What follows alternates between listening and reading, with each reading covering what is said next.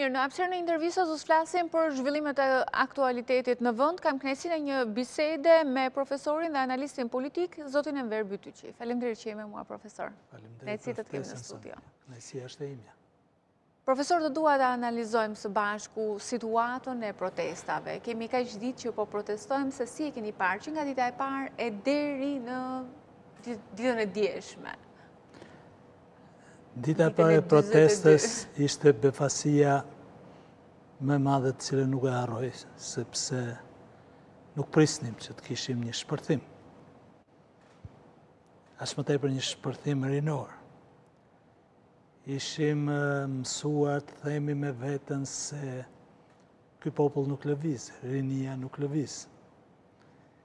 Se jemi pajtuar me të keqen. Se s'duam të dalim nga e keqja. Nisja e protestës ishte ndoshta momenti më shpresdhënës për shqiptarët. Ata që e nisën meritojnë gjithçka. Meritojnë gjithçka.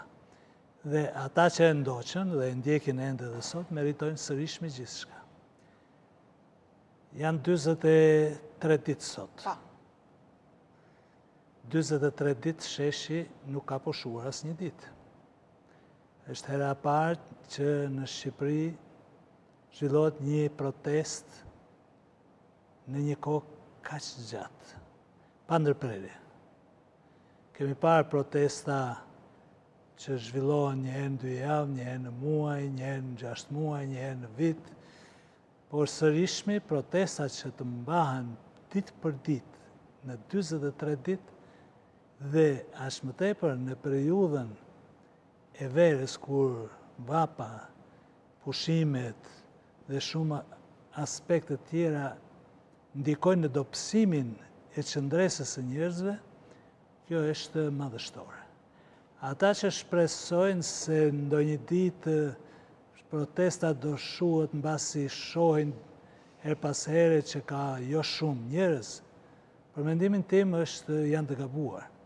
Janë të gabuar sepse edhe aq njerëz sa protestojnë në një situatë të tillë kohore janë shumë më tepër